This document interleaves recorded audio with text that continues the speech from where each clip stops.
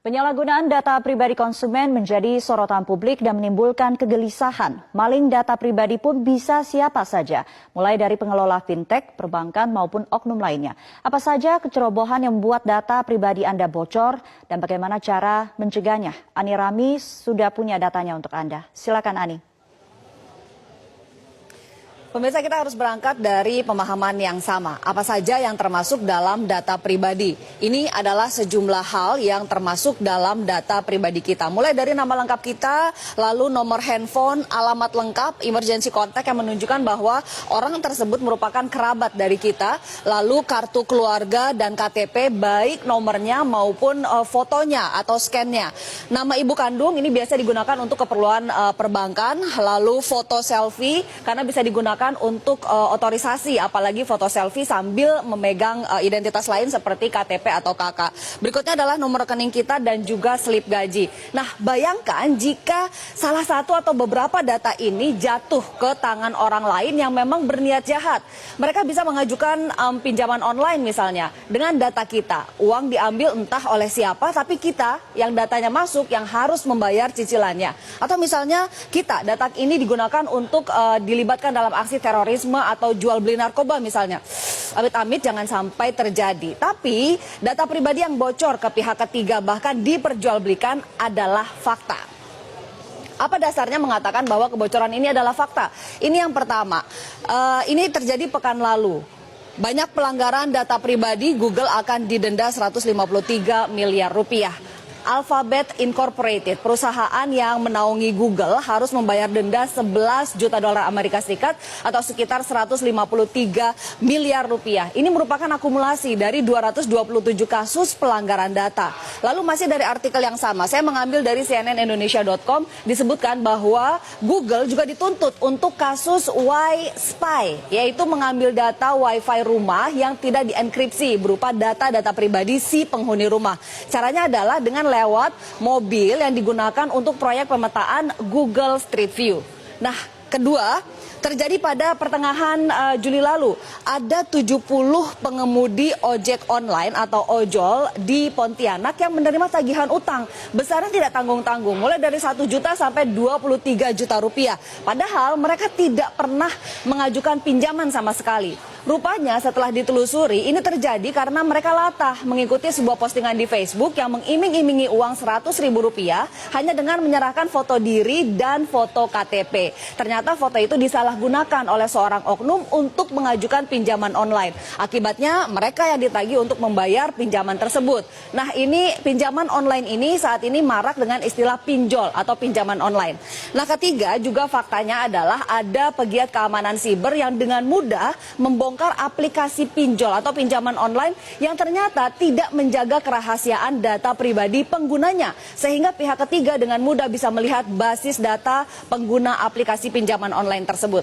Dan keempat tadi yang sudah disebutkan oleh Sumiang bahwa ada sebuah kelompok di Facebook namanya adalah Dream Market Official, tapi kemudian sudah berganti nama menjadi Jual Beli All Game dan sekarang diduga sudah berganti nama lagi. Ini adanya di Facebook dengan anggota lebih dari 71 ribu orang. Isinya dari grup ini adalah kebanyakan jual beli data. Nah, sejumlah pengamat keamanan siber sudah membenarkan bahwa grup ini ada dan sudah dilaporkan ke Facebook dan juga Polri untuk ditindaklanjuti.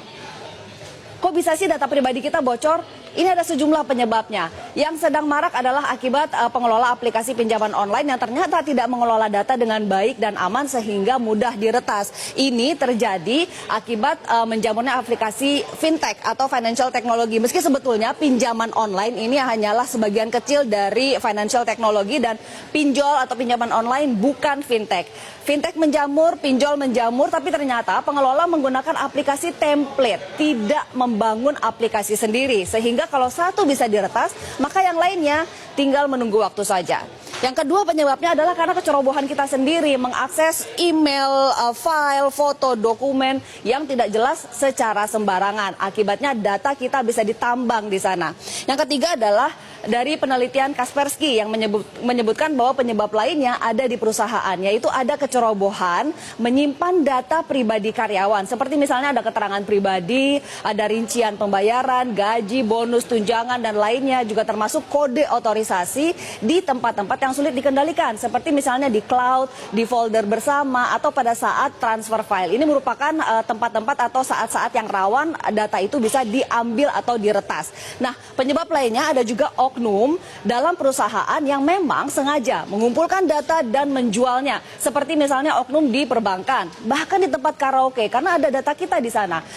Oknum pengiriman barang di perusahaan pengiriman barang, e-commerce, bahkan operator telepon. Termasuk hati-hati kupon-kupon bekas undian di mana terdapat data pribadi Anda, itu juga bisa diperjualbelikan.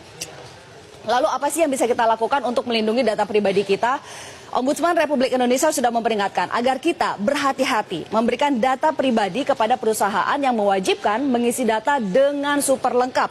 Kita harus kritis untuk melihat seberapa perlu kita memberikan data tersebut. Jangan memberikan data berlebih yang ternyata tidak relevan dengan jasa yang diberikan. Ini kita harus hati-hati memberikan data pribadi. Nah, ini juga berlaku untuk setiap aplikasi yang kita unduh di ponsel. Kritislah dengan permintaan akses ponsel kita. Misalnya aplikasi musik, tapi ingin dapat akses untuk ke kontak, bahkan ke file telepon, ke file foto, file video kita, itu kan tidak ada hubungannya. Nah, jika memang aplikasi tersebut meminta akses terlalu banyak, tinggalkan saja, jangan diunduh. Berikutnya, kita harus bersih-bersih digital secara reguler. Menghapus item-item yang sudah tidak digunakan lagi dari inbox email, juga file-file yang usang harus kita hapus dari perangkat keras kita. Dan kita juga harus melakukan pemeriksaan dan pengaturan keamanan email dan juga akun-akun medsos kita, Facebook, Twitter, Instagram, semua secara reguler. Kita gunakan password yang rumit dan ganti secara berkala. Jangan sembarangan login ke situs-situs yang tidak jelas, seperti misalnya situs kencan online dengan menggunakan alamat email yang terhubung dengan layanan perbankan. Ini sangat berbahaya. Dan yang ketiga adalah sebisa mungkin jangan unggah, scan, atau foto online. Foto selfie kita sekali lagi bisa digunakan untuk memberikan otorisasi, apalagi foto selfie sambil memegang identitas lain seperti KTP. Demikian juga dengan kartu identitas, KTP, KK, dokumen penagihan, termasuk tiket perjalanan, jangan pernah diunggah ke online. Keren sih mengunggah tiket perjalanan ke sosial media, apalagi tiket ke luar negeri. Tapi hati-hati, ini juga berarti mengumumkan kepada media Anda tidak berada di rumah dan bisa menjadi undangan bagi pihak yang berniat jahat untuk datang ke rumah Anda saat Anda tidak ada di rumah. Yang kedua, yang berikutnya adalah perusahaan perlu menumbuhkan budaya peduli bisnis dan keamanan. Perlu ada edukasi bagaimana peran karyawan dan juga langkah-langkah yang perlu diambil untuk menjaga keamanan data perusahaan. Sehingga sumber kebocoran, jika memang berasal dari perusahaan, itu sudah ditutup sumbernya. Berikutnya adalah negara harus hadir. Setidaknya ada 30 loh undang-undang yang menyinggung data pribadi. Pastinya tentu saja undang-undang perbankan, ada juga undang-undang ITE, ada undang-undang administrasi kependudukan dan pencatatan sipil, undang-undang telekomunikasi, keterbukaan informasi publik, dan sebagainya. Total ada sekitar 30. Kominfo juga tengah memprakarsai untuk dibuatnya undang-undang perlindungan data pribadi. Nah, sekarang tinggal bagaimana implementasi dari puluhan undang-undang yang sudah ada ini. Adakah aturan turunannya yang bisa menjadi petunjuk teknis atau juknis dan juga juklak aparat di lapangan? Ada enggak? Yang kedua, apakah aturan-aturan ini update dengan perkembangan teknologi saat ini? Lalu bagaimana dengan pinjaman online? Jika kita betul-betul membutuhkan, apa yang harus diperhatikan? Yang pertama, jika memang ingin menggunakan jasa pinjaman online, pastikan bahwa pinjaman online tersebut terdaftar di OJK. Karena tidak semua aplikasi pinjaman online terdaftar dan berada dalam pengawasan OJK. Jika Anda menemukan ada pinjaman online ilegal, Anda harus proaktif dan melaporkannya ke pihak keamanan dan juga OJK. Berikutnya, harus teliti dengan syarat dan ketentuan yang ada dalam aplikasi. Biasanya memang lazim ditemui bahwa syarat dan ketentuan ini ditulis dengan font yang kecil dan kontennya banyak sekali. Dalam satu lembar itu banyak sekali yang harus dibaca. Tapi demi keamanan dan perlindungan diri, kita harus teliti membacanya. Tidak sedikit aplikasi yang bahkan mengiming-imingi bonus atau tambahan limit jika pengguna memberi akses ke berbagai data dan berbagai aplikasi yang ada di ponsel. Tujuannya apalagi kalau bukan menambang data pribadi kita dan yang ada di kontak kita.